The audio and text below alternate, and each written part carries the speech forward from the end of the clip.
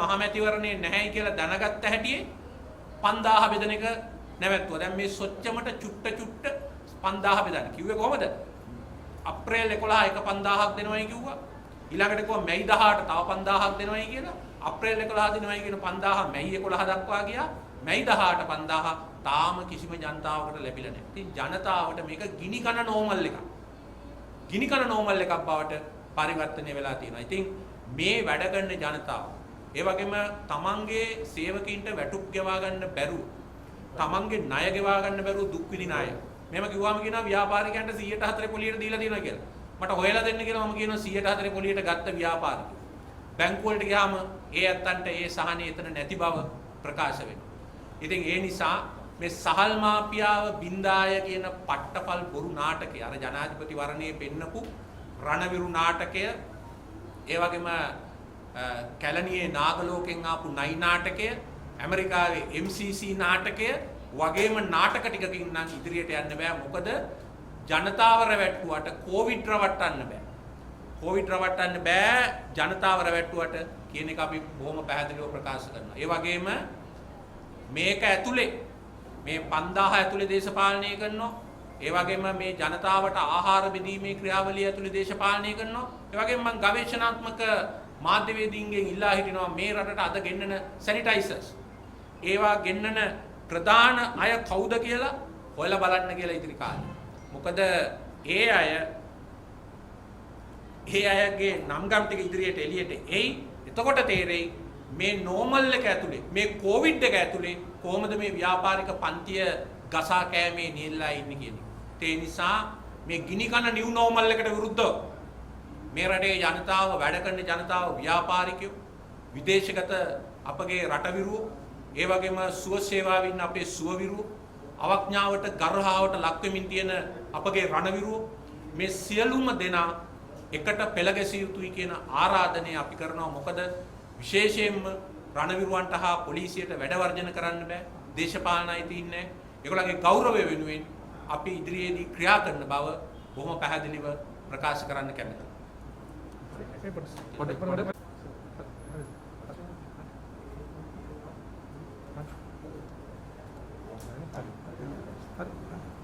මන්දිතුමා මේ පහුගිය ජනාධිපතිවරණ කාලේ වැඩිපුරම මාතෘකාවක් වුණේ රණවිරුවන්ව ඇඳලා ඔයිස් කට්ටයක් ගිහින් තිබ්බ කාලයක්. අර ගෑන් ළමයි කතා කරලා කියනවා කට්ටකින් අයින්නවා වගේ කියලා. ඔතමයි ඒක දකින්න නැති. මේමයි මේ රටේ රණවිරුවෝ වෙනුවෙන් ඔය කටු වැනෙන වේදනාව තියෙනවා කියන දෝනිගේ වේදනාව අපි දැක්ක. අපි ඒ වෙනුවෙන් කටයුතු කරපු පිරිසක් අවුරුදු 20ක් තිස්සේ අකණ්ඩව. හැබැයි මේ දෝනි නම් කලේ කූට නාටකයක්. මට මේක ඒ කාලෙම මතක් වුණේ මේ දියණිය දැක්කහම අර කුවේට් ආක්‍රමණය. ඔය කුවේටය ආක්‍රමණය කරන්න තීරණය කළාම සීනියර් බුෂ් අර සදාම් හුසේන් ඒක ආක්‍රමණය කරපු වෙලාවේ ඉරාකයට පහර දෙන්න තීරණය කළාම ඒකට සෙනට් මන්ත්‍රී මණ්ඩලයේ අනුමැතිය ලැබුණේ නැහැ. එතකොට නයිරා කියලා මේ අපේ කටු වෙනෙන දෝනි වගේ දෝනි කෙනෙක් ඉදිරිපත් වුණා නයිරා කියලා හෙදියා. ගියා සෙනට් මන්ත්‍රී මණ්ඩලයට. ගිහිල්ලා ඒ නයිරා කියන හෙදිය කිව්වා ඉරාකයේ සදාම් හුසේන්ගේ හමුදා ඇවිල්ලා කුඩා දරුවෝ මේ ලැබිච්ච දරුවෝ එළියට ඇදලා දානවා. ඉන්කියුබේෂන්ස් වලින් එළියට අදිනවා. ICU එකේ ඉන්න මිනිස්සු අදලා මරනවා. මම හෙදියක් හැටියට මේවා දැක්කම මේක තිරසං අපරාධයක් කියලා. ඇගේ ප්‍රකාශයෙන් කම්පාවට වැටෙච්ච සෙනට් මන්ත්‍රී මණ්ඩලය කුවේට් ආක්‍රමණයට අවසර දුන්නා.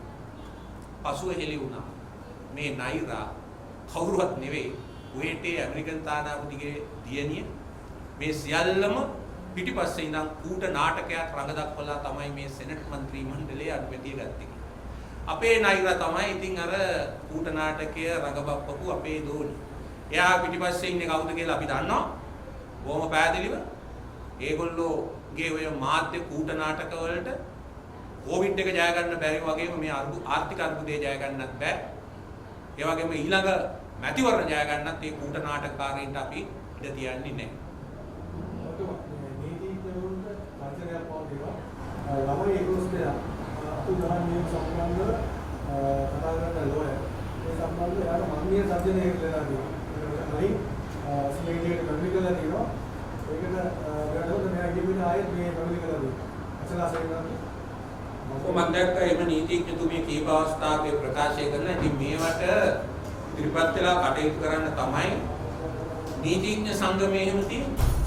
නීතිඥ සංගමයේ තමන්ගේ සහෝදර නීතිඥයෙකුට අධිකරණයේ යම් යම් නඩු විභාග ඉදිරියේ පෙනී ඉන්නවා නම් ඒවා නිසා එයට තර්ජනය එල්ල වෙනවා නම් ඒවා වෙනුවෙන් අනිවාර්යයෙන්ම පෙනී සිටිය යුතුයි කටයුතු කළ යුතුයි. ඒ වගේම මේ රටේ සියලුම නීතිගරුක ජනතාවත් කටයුතු නීතිඥයන්ගේ පරම අයිතිය විනිවිදයන් වෙනුවෙන් පෙනී ඉන්නේ. එය ආරක්ෂා කර ගැනීම වෙනුවෙන් ඉදිරිපත් විය යුතුයි. එහෙම නැත්නම් මේ රටේ යුක්තිය පසුදල වීමේ කාර්යය විකාරයක් පිස්සුවක් ඒ වගේම අයුක්තියක් අසාධාරණයක් බවට පත් වුණොත් එහෙම මේ රටේ මතක තියාගන්න ඔයනි දෑවලින් සිද්ධ වෙන්නේ තරුණ පරම්පරාව අතර වෛරය ඇති වෙලා මේ රට කැරලි වලට ගමන් කිරීම. මේක ගැන අපිට ඛේද වාචකාත්මක අත්දැකීම් අපිට මේ රටේ තියෙනවා. මේ රටේ තරුණ තරුණියෝ කීප අවස්ථාවක් නීතියේ ආධිපත්‍ය විදවත් ධම්මල කටයුතු කරනකොට පාලකයෝ ඒගොල්ලෝ නීතිය විශ්වාස කරන්නේ නැතුව ගිහිල්ලා වෙච්ච ඛේද වාචකයන් අපිට තියෙනවා. ඒ නිසා සමස්ත සමාජයේම මේ නීතියේ ක්‍රියාත්මක කිරීම සම්බන්ධයෙන් අද නීතිය ක්‍රියාත්මක වෙන්නේ නම් දේශපාලනමය හස්තයන්ගෙන් නමුත් ජනතාවගේ අයිතියක් තියෙනවා ඒ යුක්තිය ඉටු කර ගැනීමේ ක්‍රියාවලියට තියෙන බාධා ඉවත් කර ගැනීමට කැප වෙනවා. අලුත්කරු කසරංගලිය සම්බන්ධයෙන් තියෙනවා. දෝෂ ප්‍රමාණ දර්ශනය මේ යෝජනා කරනවා. කොහොමද මොනවද කියන්නේ චීන රජයට ලීක් මම බොහෝ පැහැදිලිව කියන්න ඕනේ ජොන්ස්ටන් පෙනෑන්ඩු ඇමතිතුමා මම ප්‍රකාශයක් කළා දේශීය කොන්ත්‍රාත්කරුවන්ට දෙනවාය රාජ්‍ය කොන්ත්‍රාත් කියලා සෞභාග්‍යයේ මාවතේ කියන ඒ ප්‍රතිපත්ති ප්‍රකාශනයේ ඉදිරි දැක්ම කියන එකේ ගෝඨාභය රාජපක්ෂ මහත්තයා ප්‍රකාශ කළා. නමුත් දැනට කිසිම ටෙන්ඩර් කැදවීමකින් හෝ ප්‍රසම්පාදන ක්‍රියාවලියකින් තොරව දීලා තියෙනවා ප්‍රධාන මාර්ග පහක ඉදිකිරීම විදේශීය සමාගම් වල.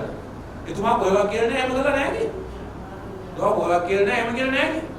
ඒ වගේම අපි දැක්කා මාධ්‍යවල පළ වෙලා තියෙනවා තවත් දසලක්ෂ 15000. ඒ කියන්නේ කෝටි 1500ක් අරගෙන තියෙනවායි කියලා පාරවල් හදන්න රටේ. ඒ පාරවල් කොහෙද? ඔක්කොම හම්බන්තොට. ඒතර මේ රටේ මේ පාරවල් හැදෙන්න ඕනේ මේ හම්බන්තොට විතරද? මාතර විතරද? මොකද්ද මේ තත්ත්වය? මේ අනිත් පළාත්වල පාරවල් ප්‍රශ්නයක් තියෙනවද? ඉතින් මේවා ගැන අපි මතක තබා ගත යුතුයි. මේ ඒ වගේම එතුමා කියලා තියෙනවා කියලා මට මම දැක්කා මාධ්‍යවල පළ වෙලා තියෙනවා මේ අගා ඉල්ලු අය මාර්ග සංවර්ධන අමාත්‍යාංශයේ ලේකම් කෙනෙක් ඒ නිසා ආයෝජකෝ හැරලා ගියා. ඉතින් ඒ ගැන පැමිණිලි කරලා ක්‍රියා කරන්න තියෙන්නේ. මාධ්‍ය සාකච්ඡා පවත්වන්න නෙමෙයි. දැන් මෙතුමන්ලා බොහොම පැහැදිලිව ජනාධිපති වර්ණයට සියල්ලට පෙර 2015 ඉඳන් කියපු දෙයක් තමයි මහා බැංකුව හොරු අල්ලනවා කියන්නේ. අපිට KPව මේ රටට ගෙනාවු අපිට අර්ජුන් මහේන්ද්‍රන් කවුද කියලා ඇහුවේ. එහෙම කියලානේ මේ දැන් මේ පරණ ඒවා කතා කරන් දැන් නැහැ කියපු පොරොන්දුව තියෙනවනේ. අපි දැක්කනේ මහා බැංකුව හොරු අල්ලපු හැටි. අර්ජුන් මහේන්ද්‍රන්ව ගෙනාවු හැටි. අර වාර්තාව නිකුත් වුණාට පස්සේ විගණන වාර්තාව අර ෆොරෙන්සික් ඔඩිට් එක ඒකේ ඉතා පැහැදිලිව මෙතන මතක තියාගන්න මහ බැංකුව වංචා දෙකක් වුණා අපේ පාලන සමයේ 2015 පෙබරවාරි 2016 මාර්තු 2015 පෙබරවාරි වංචාවට අපේ ආණ්ඩුව වහාම පිළිවෙල කරා 6 මාසයකට අධික කාලයක් හිරේ තියන් හිටියා අලෝසියස්ලා මේ ආණ්ඩුවට බැරි වුණා එක විනාඩියක් අලෝසියස්ලා හිරේ තියා අද වෙනකන් අර්ජුන මහින්ද්‍රන් ගේන්න බැරි වුණා. ඒ අස්සේ තව දූෂණ වුණාය අරේ මේ කියලා කතා පවත්වන. ක්‍රියා කරන්න. අපිත් කැමති හොරු ඒ විදිහට එලිදරව් වෙලා එනවට. ඒ විදිහට රට සුද්ධ වෙනවට. දේශපාලන පක්ෂ සුද්ධ වෙනවට. අරුවක්කාරු ගැන කියනවනම් අවුරුද්ද ගන්න ඔලෝ මීටර මුල්ලේ කුණු ගන්ද කඩා වැටුණා. මුගක් දෙනේ කොතෙන්ට ගිහිල්ලා පොරොන්දු දුන්නා නමුත් කිසි කෙනෙක් ඒක විසඳන්න ඉදිරිපත් වුණේ නැහැ. ඒ නිසා තමයි අපේ අමාත්‍යාංශය අපි ඉදිරිපත් වෙලා ඒ ප්‍රශ්න විසඳන්න කටයුතු කළේ. අද මීතොට මුල්ලේ උද්ඝෝෂණයක් නැහැ. වටේ හිටපු පවුල් 350කට අපි ගෙවල් දුන්නා. ඒ විතරක් නෙමෙයි අක්කර 35ක් එතන මුදාගෙන එක නාගරික උද්‍යානයක් කරන්න කටයුතු කළා. ඒ වැඩ කටයුතු ඔක්කොම අද නවත්තලා තියෙනවා. ඒ මොනවා කරන්නද කියලා අපි දන්නේ අපි බොහොම පැහැදිලි වෙලෙස බලාගෙන ඉන්නවා. අරුවක්කාරුවේ කසලංගනය හදන්න අපි ජාත්‍යන්තර ටෙන්ඩර් කැඳවීමක් කළා. ඒකට 6 දෙනෙක් ආවා. ඒකෙන් දෙන්නෙක් ඒකට මේ ක්වොලිෆයි වුණා. ඒ දෙන්නගෙන් එවැනි ප්‍රසම්පාදන ක්‍රියාවලියකින් තමයි මේ කණ්ඩායම තෝරගෙන දීලා තියෙන්නේ. ඒ වගේ මේ කණ්ඩායමේ යම් අවස්ථාවල වැරදි කළාම ඒවට දඩපණවන්න කටයුතු කළා. කෙසේ හෝ 80%කින් ඒ කටයුතු නිම කරලා කසල එතෙන්ට ගෙනියන්න පුළුවන් තත්ත්වය අපි ඇති කළා. ඒ වගේම දුම්රිය මගින් කසල ගෙනියන්නේ චීන සමාගමෙන් නෙමෙයි, දුම්රිය මගින් කසල ගෙනියන්නේ කොළඹ මහනගර සභාවත්, ඒ වගේම බස්නාහිර කසල අධිකාරිය, ඒ වගේම ඉදම් සංවර්ධන සංස්ථාව කියන රජයේ ආයතන එක්ක වෙච්ච සමාගමකින් තමයි කුණු ගෙනියන්නේ. නැතුව මේ චීන සමාගම නෙමෙයි. චීන සමාගම කරන්නේ ඉදිකිරීම් කටයුතු විතරයි. මම බොහොම කනගාටුවෙන් ප්‍රකාශ කරනවා අද ඒ කසල ගැනීමේ ක්‍රියාවලිය නතර කළා. අද මුතුරාජ වෙල වටිනා පරිසර පද්ධතිය විනාශ කරගෙන තවත් මීතොට මුල්ලා මේ රජය හදාගෙන යනවා. මුතුරාජ වෙල විනාශ කරගෙන ගවේෂණාත්මක මාධ්‍යවේදීන්ට අපි කියනවා ගිහිල්ලා ඒක වාර්තා කරන්න. විද්‍යාත්මක කසලංගනයක් හදලා තියෙද්දි දේශපාලන ඊර්ෂ්‍යාව මත මේකෙන් චම්පි කරනකොට ක්‍රෙඩිට් එකයි කියලා බය මුතුරාජ වෙල විනාශ කරනවා කියන්නේ. හෙන ගහන අපරාධයක්. මුතුරාජ වෙල අපි කසලංගනයක් හැදුවා. විධිමත්ව මාධ්‍ය වලට අපි පෙන්නුවා. කොම්පෝස් හැදුවා, ඒවා විකුණුවා, මුදල් කළා. අපි ඒක උතුරා යන තත්ත්වය ආවම ඒක වහලා දාලා ඒක ප්‍රතිශෝධනය කරන්න කටයුතු කළා. දැන් අද එතන නැවත කසල කන්දක් ගොඩනගාගෙන යනවා. මුළු මුතුරාජ වෙල ප්‍රදේශෙම විනාශ කරනවා.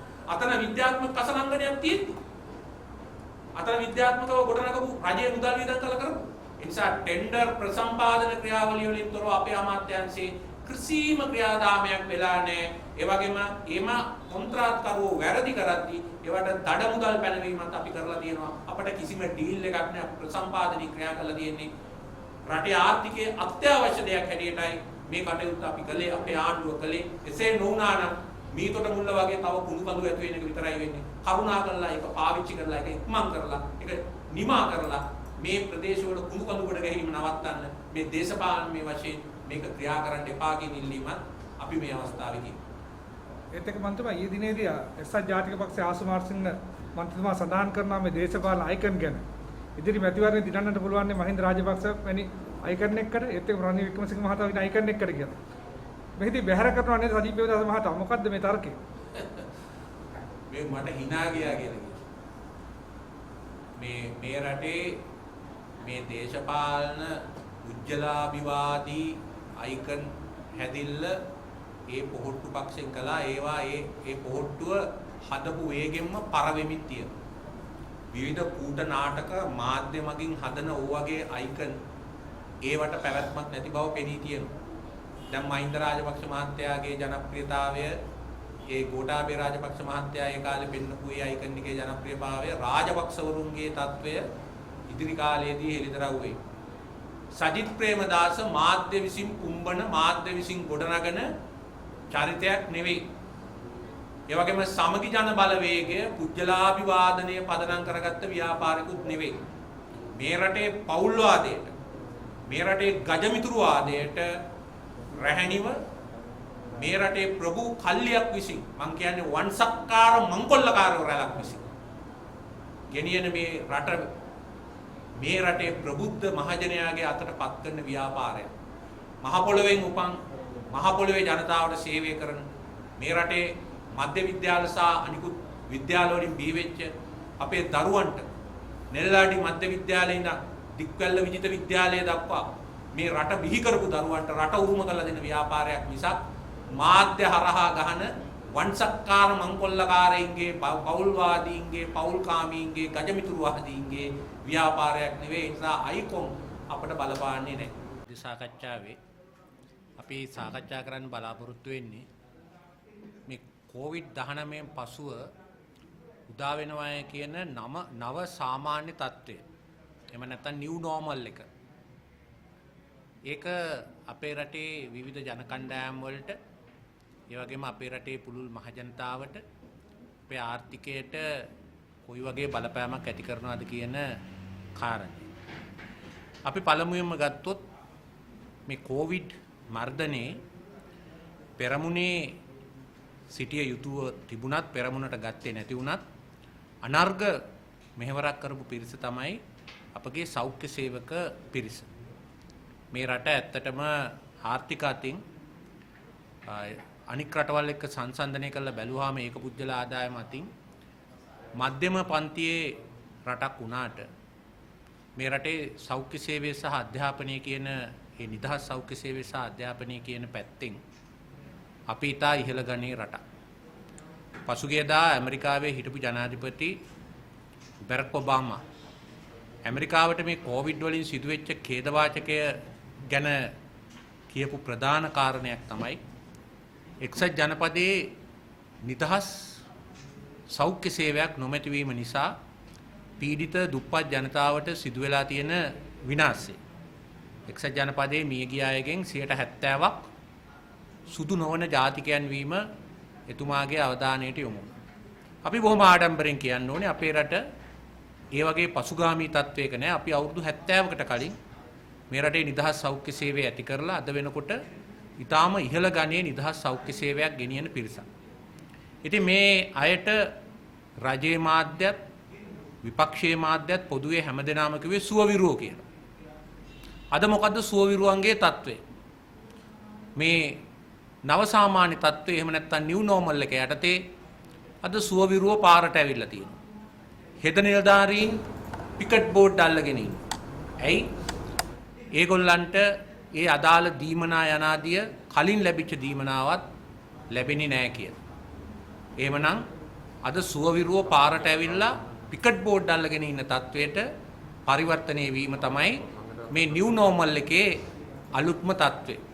හරිනම් මේ ඇත්තොන්ට විශේෂ දීමනා දීලා අපි අවධාරණය කරපු කාරණය ඒ අයගේ පෞද්ගලික ආරක්ෂක උපකරණ එහෙම නැත්නම් personal protective equipment ඒවා ලබා දීලා ඒ අයගේ සේවය ඉහළ ගණයට අරගෙන මේ කාර්ය සාධන බලකායවල වල ප්‍රධානීන් බවට පත් කරලා කරන්න ඕනේ කියන එක. ඉතින් ඒක අද ඛේද වාචකයක් බවට සෞඛ්‍ය සේවයේ පත් වෙමින් තියෙනවා. සෑම සෞඛ්‍ය සේවකයෝ අතරෙම නිලධාරි මට්ටමේ ඉඳන් අද මේක වේදනාත්මක අත්දැකීමක් බවට පත් වෙමින් තියෙනවා. ඒ සුවවිරුවෝ ඊළඟට රටවිරුවෝ පසුගිය ජනාධිපතිවරණයේදී දවන්ත මාධ්‍ය සංදර්ශනයක් පැවැත්වුවා. විදේශගත වෙලා ඉන්න අපේ ශ්‍රමිකයන් විදේශගත අපේ ජනතාව ලංකාවට ඇවිල්ලා රට බේරා ගැනීම සඳහා ඡන්දය ලබා දෙනවා කියලා. ඒ වගේම අපි අමතක කරන්න හොඳ නැහැ මේ තේපොල් රබර් හෝ ඇඟලුම් අපනයනය නෙවෙයි අපේ රටට කෙලින්ම ඍජු දවන්ත විදේශ මුදලක් ලැබෙන්නේ මේ විදේශගත ශ්‍රමිකයින්ගේ. මේ රටේ තෙල් බිල, ඖෂධ බිල වගේ අත්‍යවශ්‍ය විදේශ විනිමය වැය වෙන බිල් ටික ගෙවන්නේ මේ විදේශගත අයගෙන් අපට ලැබෙන ආදායම නිසා. අද මේ පිරිස සුළුපටු පිරිසක් නෙවෙයි. මේ පිරිස ලක්ෂ 30ක් විවිධ ශේෂ්ත්‍රවල ඉන්න ලක්ෂ 30ක් රටේ ජනගහනයේ 15%ක්. ඒතර මේ පිරිස අතරින් විශේෂයෙන්ම ඊ타මත්ම දුෂ්කර තත්ත්වයන් වලට පත් වුණා මැද පෙරදිග ජීවත් වෙච්ච අය. ඒ වගේම ඉතාලියේ ප්‍රංශයේ ජීවත් වෙච්ච පිරිස් ඊ타මත්ම දුෂ්කර තත්ත්වයන් වලට පත් වුණා. ඒ පිරිස් අද මැද පෙරදිග ඇතුළු ඒ ප්‍රදේශවල වුන් අද කිසියම් ආකාරයකට ඊටාම දුක්ඛිත දෛවයකට ඒ රටවල් වල පත් වෙලා තියෙනවා. මොකද ඒ රටවල් කොරෝනා උදුර මර්ධනය කර ගැනීමේදී මේ විදේශ ශ්‍රමිකයන්ව ඒ අයගේ පැරණි ශ්‍රම කඳවුරු වලට ගාල් කරලා තියෙන తත්වය ඒ ඛේද වාචකය අපට දැනෙන්න පටන් අරන් තියෙනවා. රජයේ මොකද්ද පියවර? උදාහරණයක් ඇටියට සීෂෙල්ස් රාජ්‍යයේ ශ්‍රී ලාංකිකයන් 300කට අධික පිරිසක් හිර වෙලා ඉන්නවයි කියලා වාර්තා වෙලා තියෙනවා. හැබැයි සීෂෙල්ස් රාජ්‍යයෙන් ගෙන්නනවා සීෂෙල්ස් රාජ්‍ය වැසියන් කොරෝනා රෝගීන් ලංකාවට ආනයනය කරනවා. මම මේ රටේ ගවේෂණාත්මක මාධ්‍යවේදීන්ට කියනවා සීෂෙල්ස් රාජ්‍යයෙන් ගෙනාපු කොරෝනා රෝගීන් දැන් රඳවලා තියෙන්නේ කොහෙද කියලා හොයලා වාර්තා කරන්න.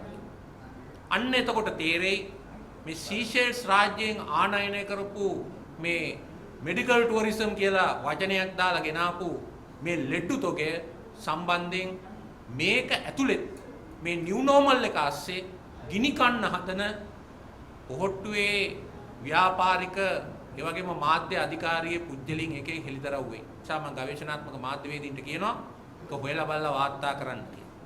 ඒ වගේම අපි කියනවා බොහොම පැහැදිලිව යම් හේකින් මේ සීෂෙල්ස් රාජ්‍යයෙන් ගෙනාපු අයගෙන් මේ රටේ කිසියම් කෙනෙකුට හෝ කොරෝනා රෝගය වැළඳුනොත් සියලුම බලධාරීන්ට ඒ අපගේ පනතට අනුව ඒ සෞඛ්‍ය ආරක්ෂණ පනතට අනුව නීතිය ක්‍රියාත්මක කළ යුතුයි.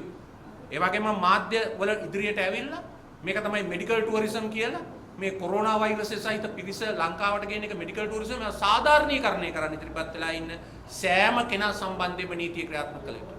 මොකද ෆීල්ඩ් මාෂල් සරත් පොන්සේකා මැතිතුමාව පුළුවන් නම් ගෙනියන්න මේ කොරෝනා සම්බන්ධයෙන් වැරදි ප්‍රවෘත්ති පළකලාය කියලා CCD එකට ගෙනියන්න පුළුවන් නම් කොරෝනා රෝගීන් ලංකාවට ආනයනය කළ මේක තමයි නියම බෝම්බය නියම දේශද්‍රෝහීත්වය. මෙන්න මේ අය සම්බන්ධයෙන් නීතිය අනිවාර්යයෙන්ම ක්‍රියාත්මක කළ යුතුයි.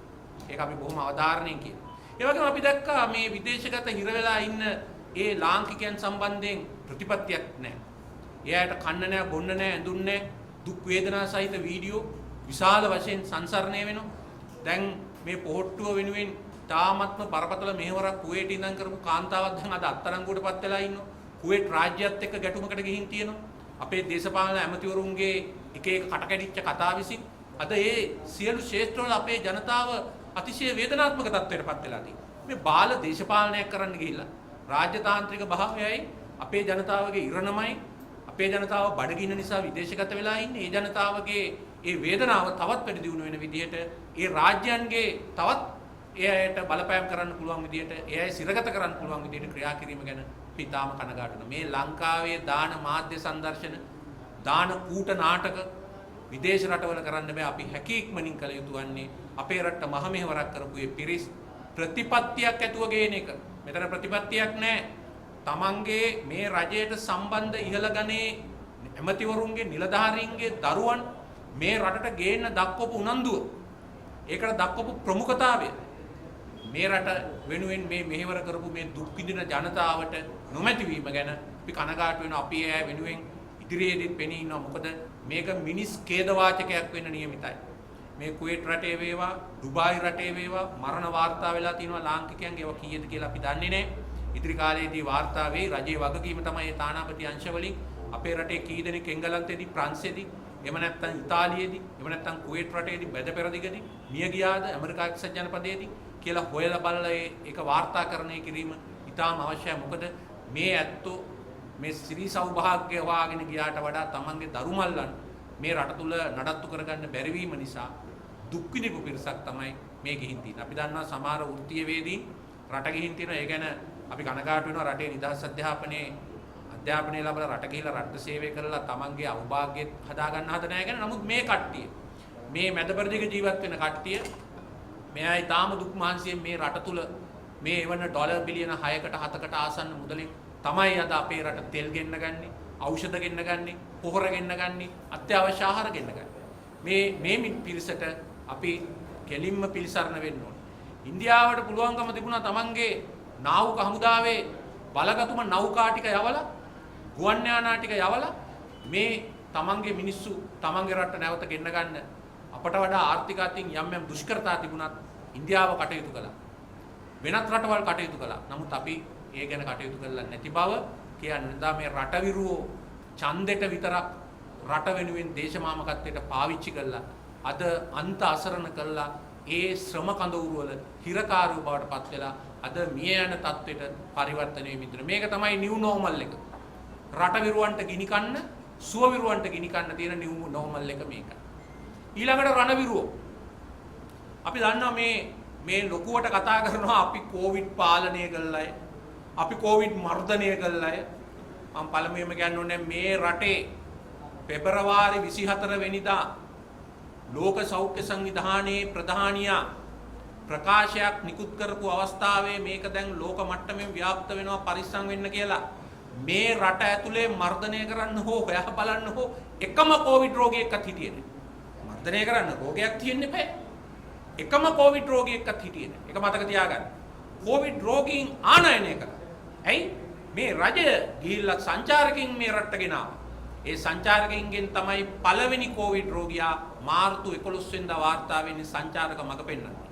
ඒ නිසා මේ මර්ධනය කරන්න මේ රටේ කොවිඩ් රෝගයක් තිබුණේ නැහැ. කොවිඩ් රෝගය ආනයනය කරගත්තා මේ ආණ්ඩුව. දැන් මේ ආණ්ඩුව එහෙම සමත්කමක් පෙන්වලා තියෙනවා නම් ඒක අපිට හොඳට පේන්න ඕනේ වැලිසර හමුදා කඳවුරේ සිදුවෙච්ච ඛේදවාචකේ. දැන් බලන්න මේ රටේ අපි පිළිගන්න ඕනේ අපේ සාමාන්‍ය එදිනෙදා සමාජයට වඩා ඔය කෙහෙල්වත් පොකුර මර්ධනය කරනවා අටුලුගම පොකුර මර්ධනය කරනවා කිය කිව්වට ඊට වඩා විනයගරුක පිරිසක් තමයි අපේ ආරක්ෂක අංශවල ඉන්න පිරිස. මේ අපේ සාමාන්‍ය සමාජයට වඩා විනයක් තියෙන විනයගරුක පිරිසක් තමයි ඒ පිරිස.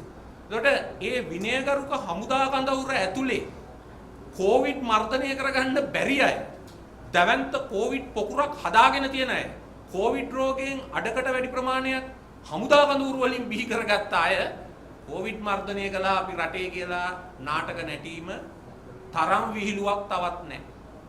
මේකෙන් මොකද කරලා තියෙන්නේ? මේ අපේ රණවිරුවෝ කියන පිරිස බිහි කරලා තියෙන්නේ රටේ ජාතික ආරක්ෂාව. නාවිකයෝ බිහි කරලා තියෙන්නේ මුහුදු ආරක්ෂාව වෙන්නේ. ඒ වගේම ගුවන් හමුදාව බිහි කරලා තියෙන්නේ ගුවන් ආරක්ෂාව වෙන්නේ. මේ අයට රටක ඇතිවෙන ජාතික ආපදාවකදී කළ හැකි මෙහෙයක් තියෙනවා. ඒ මෙහෙය තමයි ගොඩනැගිලි ඉදි කරන්න, ඒ වගේම යම් යම් පහසුකම් සපයන්න තමයි ඒගොල්ලෝ. ඒගොල්ලන්ට බෑ මේ වෛද්‍ය කාර්ය මණ්ඩලවල වැඩ කරන්න. ලෝකේ කිසිම රටක මේ වගේ රෝගී ප්‍රතිශතයක් නැහැ ආරක්ෂක අංශ. මොකද මේ කාර්ය සාධන බලකායේ ප්‍රධානිය හැටියට පත් කළේ හමුදා නිලධාරියෙක්. මේක ප්‍රධානිය වෙන්න ඕනි සෞඛ්‍ය සේවා අධ්‍යක්ෂක ජෙනරාල්වරයෙක්. එතකොට මේ හමුදාවකට රෝග මර්ධනයට වල මොකද කරලා තියෙන්නේ? මේ රණවිරුවන් අද ඛේද වාචකයකට පත් කරලා තිනවා. ඊ타ත්ම සමාජයේ අද අපහාසාත්මක තත්වයකට මේ රණවිරුව පත් කරලා තිනවා. අහිංසක රණවිරුවන්ගේ සමහර නිවාසවලදී මිනිස්සු ඒ පවුල් වලට හිරිහැර කරන තත්ත්වයට පත් කරලා තියෙනවා. අයි මතක තියාගන්න ඕනේ. මේ රටේ යුද්ධයක් තිබුණා. ඔය හුඟක් දෙනෙක් අද ඉන්න වීරයෝ දොදන්නවට අපි දන්නවා. ඒ යුද්ධෙදී කඳවුරු පිටින් අතු ගෑවිලා ගියා. අපේ සමහර අවස්ථාවල. පුනරින් වැටුණා. අලි කිලිනොච්චි වැටුණා. මුලතිව් වැටුණා. අලිමංකඩ වැටුණා. හැබැයි අපේ රටේ ආරක්ෂක හමුදා පිළිබඳව තිබිච්ච විශ්වාසය අපේ ජනතාවගෙන් ඈත්ුනේ නැහැ. බිඳ වැටුනේ නැහැ. ඇතම් අවස්ථාවල අපේ ආරක්ෂක හමුදාවලට චෝදනා එල්ල වුණා. අර දකුණේ මම කියන්නේ 87 89 කාලේ මේ ටයර් සෑවල් ආදී සම්බන්ධයෙන් චෝදනා එල්ල වුණා. ඊට පස්සේ පළවෙනි වතාවට මේ රටේ ආරක්ෂක හමුදාවලට මිනිමරු චෝදනාව ආවේ රතුපස්වලදී. ඇයි? ආරක්ෂක හමුදා රට රකින්න මෙහෙවරට නෙමෙයි විරෝධතාකරුවෝ මර්ධනය කරන තැනට. පොලිසිය ගිහිල්ලා ඒ විරෝධතාවය කිසියම් දුරකට පාලනය කරලා ඒ ෆැක්ටරිය ආයෝජන මණ්ඩලයේ බියගම කලාපයට ගෙනියන්න කටයුතු කරලා තියෙන අවස්ථාවේදී යුද හමුදාවේ දෙව්වා ඒකට. යදවල අපේ ජනතාවට මේ කැරලි මර්ධනයට යන්න බෑ යුද්ධ කරන්න පුරුදු වෙලා තියෙන හමුදාවක්. ඒක කලේ මේ වර්තමාන ජනාධිපතිතුමා ආරක්ෂක ලේකම් හැටියට ඉන්නකොට මේ වර්තමාන අගමැතිතුමා රටේ ජනාධිපති හා රාජ්‍ය ආරක්ෂක ඇමති හැටියට ඉන්නකොට අන්න පළවෙනි වතාවට 87 89 පස්සේ දකුණේ සමාජයේ අර රට බේරගත්ත රණවිරුවට මිනිමරු කියන ඒ ලේබලය ඇට වෙන තැනටපත් වුණා. ඒ කලේ කවුද? ඒ රණවිරුවද? ඒ එදා මෙහෙයුමට ගිය හමුදා නිලධාරීන්. අද ඒගොල්ලෝ තමයි ඒකට වන්දි ගන්නලා තියෙන්නේ. ඒගොල්ලන්ගේ මෙහෙයවපු මේ මෝඩ පාලකයෝ තමයි ඒ රණවිරුවන් මේ විදිහට අවඥාවට පාච්චල් කිරීමටපත් කළේ. අද ඒ රණවිරුවන්වම අද පාච්චල් වෙලා තියෙන මේ හාල් මාෆියාවට. මාධ්‍ය වලින් අහසට නැග්ගුවා. සහල් මාෆියාවට හමුදා ප්‍රහාරය. හාල් තොග ඔක්කොම දැන් හඳුනගෙන තියෙන්නේ. හාල් අපි පාලනය කරනවා. කඩවල වැඩි මිලට විකුණුවොත් කනට ගහනවා. කියලා මේ සමාජයේ මේ ඉහළම තත්ත්වයකට ගෙනිච්ච මේ සමාජයේ ගලවා ගන්න ඉන්න පිරිසක් හැටියට. අද ඒවට සම්බන්ධ වෙච්ච සියලුම හමුදා නිලධාරීන් අපිට කනගාටුයි කියන්නේ මේ සමාජ මාධ්‍ය ජාලවල අවඥාවට ලක් වෙනවා. ඊටාම පහත් තත්ත්වයට අවඥාවට ලක් වෙනවා. නිසා අපි ඉල්ලා හිටිනවා කරුණා කරලා අපේ ආරක්ෂක හමුදා රාජ්‍ය ආරක්ෂක සේවාවේ යොදවන්න. තුවක්කු වලින් ගොවිතැන් කරන්න බෑ. ගොවිතැන් කරන්න ගොවියෝ ඉන්නවා. වී මිලදී ගන්න පුද්ගලික ව්‍යාපාරිකව වියලවි මණ්ඩලයේ ඉන්නවා. ඉතින් මේ රණවිරුව දන්නේ නැහැ මේව ඇතුලේ තියෙන ඩීල් මොනවද කියලා. ඒගොල්ලන්ගේ නිල ඇඳුම උගස් කරලා ගිහිල්ලා මේවට මැදිහත් වෙන්නේ. ඉතින් ඒවා තුලින් රටේ ඇති කරන මතයක් මේ බලගතු මතයක් මේ රණවිරුව මැදිහත් වෙලා මේ හාල් මාෆියාව කඩලා ලාභයට හාල් දෙනවයි කියලා. අන්තිමට ලාභයට හාලුත් නැහැ. රණවිරුවන්ගේ ගෞරවයක් නැහැ. රණවිරුව පාච්චල් වෙනවා. අපගේ හමුදා නිලධාරීන් පාච්චල් වෙනවා සමාජ මාධ්‍ය දාලා වහ ජනතාව අතර. ඒ නිසා කරුණාකරලා අපි ඉල්ලා හිටිනවා මේ අපේ ආරක්ෂක හමුදාවල ආරක්ෂක සේවාව වලට යොදවන්න. අත්‍යවශ්‍ය අනතුරුදායක කළමනාකරණය ආපදා කළමනාකරණය තැන් වලට යොදවන්න. Taman නොදන්නා විශේෂ ක්ෂේත්‍ර වලට යොමු කරවලා ඒ නිලධාරීන් අවඥාවටපත් කරන අපහසුතාවයටපත් කරන තත්ත්වයන් නැති කරන්න එපා කියලා. බොහොම පැහැදිලිව කියනවා අපේ පාලනය යටතේ අපි රණවිරුවන්ව ඇලවල් සුද්ධ කරන්න, තනකොළ කපන්න, කැලි කසලා දින්න, එවැනි කාරණාවල යොදවපු අයව අපි එකෙන් මුදාගත්තා, නිදහස් කළා. ඒ නිල ඇඳුමට අවශ්‍ය ගෞරවය ලබා දෙන්න කටයුතු කළා. ඉදිරියේදීත් අපි ඒ කටයුත්ත කරනවා. එතකොට මොකද අද වෙලා තියෙන්නේ? රණවිරුවනු අවඥාවටපත් වෙලා ගර්හාවට ලක් වෙලා තියෙනවා. ඊළඟට අද මුළු රටේම ජනතාවගේ ආදායම් කඩා වැටලා තියෙනවා. ජනතාවගේ රැකියා අවස්ථා අහිමි වෙලා තියෙනවා. විශේෂයෙන්ම නොයෙක් කතා රූපවාහිනී වල ප්‍රකාශ කළාට, ජනාධිපති කාර්යාලයේදී අගමැති කාර්යාලයේදී පුරුදු දුන්නට අද පෞද්ගලික අංශය විශාල වශයෙන් තමන්ගේ සේවකින් වැඩට එන්න එපා කියලා සේවයෙන් ඉවත් කරමින් යනවා. ඒක මතක කරන්න හොඳ නැහැ. මේ රටේ නිල ශ්‍රම බලකාය ලක්ෂ 80ක්. ඒ ලක්ෂ 80න් ලක්ෂ 15යි රාජ්‍ය සේවයෙන්. ඊටු අය සියලු දෙනාම ඉන්නේ පෞද්ගලික අංශේ. තව සුළු හා මධ්‍ය පරිමාණ හා ස්වයං රැකියා කරන තවත් අතිවිශාල පිරිසක් ඉන්නවා මේවට ගණන් වලට වැටෙන්නේ නැති. අද මේ සියලු දෙනාම හිඟමනට වැටලා තියෙනවා. හිඟමනට වැටලා තියෙන්නේ මේ ජනතාව පමණක් නෙමෙයි. වැඩ කරන ජනතාව පමණක් නෙමෙයි. හිඟමනට වැටලා තියෙනවා ව්‍යාපාරික ප්‍රජාව. තමන්ගේ මිනිස්සුන්ට පඩි ගෙවා ගන්න බැරුව, තමන්ගේ කර්මාන්ත ශාලා ආරම්භ කරගන්න බැරුව අද හිඟමනට වැටලා තියෙනවා. මේකට හේතුව අර රෝග මර්ධනයේට කියලා ඇඳිරි නීතියක් දාගෙන මාස දෙකක් තිස්සේ රට වහගෙන කරපු අවිද්‍යානුකූල ක්‍රියාවලිය. මොකද රටේ වහන්න තිබුණේ ගුවන් තොටුපළ. රට ඇතුලේ මර්ධනය කරන්න රෝගියෙක් හිටියේ නැහැ. රටේ ගුවන් තොටුපළ වහන්න නැතුව මාර්තු පළවෙනිදා රටේ ප්‍රශ්නයක් ඇති කරගෙන ඊට පස්සේ ඒකෙන් ඇඳිරි නීතිය පනවලා ඒකෙන් රටේ ආර්ථිකය සම්පූර්ණයෙන්ම බිම්බත් කළා දී. දැන් මේ නිව් නෝමල් එක යටතේ මොකද වෙලා තියෙන්නේ? හාල් ගන්න. තෙල් වලින් ගිනි ගහන බදු ගහන. අද ලෝක වෙළඳ පොලේ තෙල් මිල 15ටම කඩා වැටලා තියෙන වෙලාවක තෙල් වලින් බදු ගහන. මම බොහොම වගකීමෙන් කියනවා මේ වසරේ ලොකුම රාජ්‍ය ආදායම ඉන්නේ එක්සයිස් බදු වලින්, තෙල් වලින්. ඒ බදු ප්‍රමාණය රුපියල් බිලියන 400කට ආසන්නයි. හෙන්න ගහන බදු. මම එදා මේ රටේ බලශක්තිය ඇමති හැටියට ඉතිහාසයේ පළවෙනි වතාවට 2015 බල අපිට ඇමතිකම ලැබුණේ ජනවාරි 15. ජනවාරි 27 මේ රටේ පෙට්‍රල් ඩීසල් භූමි තෙල් අඩු කළා. අඩු කළ ජනතාවට සහනය දුන්නා.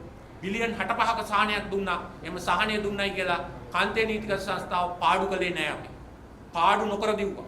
විදුලි බිල 7කින්වත් අපි වැඩි කළේ නෑ. ජල බිල 7කින්වත් වැඩි කළේ නෑ අපේ පාලන සමය ඇතුළේ. නමුත් අද මොකද වෙලා තියෙන්නේ? මේ සහ ගහන තෙල් බදු වලින් දුවන. ඊළඟට බදු තෙල් වලට විතරක් නෙවෙයි දැන් තියෙන්නේ මොනවටද? අල, ලූණු, සැමන්, පරිප්පු. ආවේ කොහමද? සැමන්, පරිප්පු දෙක ලාභයට දෙනවා කියලා ආවේ. රුපියල් 65ට රුපියල් 100ට. කිව්වා තෙල් වල බදු සාහනය සැමන් වලටයි පරිප්පු වලටයි දෙනවා කියලා. මම කියනවා තෙල් වලින් ලබා ගන්නා බදු වලින් 100ට එකක්වත් වැය වෙන්නේ නැහැ.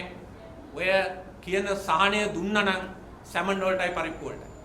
සැමන් වලටයි පරිප්පු වලටයි ඔය සාහනය දෙන්න වැය වෙන මුදල තෙල් බදු වලින් එන ගාණෙන් 100ට එකයි. හැබැයි ඒ 100ට එකවත් අපේ ජනතාවට දුන්නේ නැහැ. අද සැමන් සාඩින් මිලත් පරිප්පු මිලත් ඒ තත්වයටම ඉහළට ඔසවලා තියෙනවා. දැන් මොකද්ද මේ කරන්නේ? මේ නිව් නෝමල් එක ගිනි කන නෝමල් එක. ඒ ඇස්සේ අපේ බලපෑමට රුපියල් 5000ක් දෙන්න තීරණය කරා. දැන් ඒ 5000ක් නවත්තලා තියෙනවා.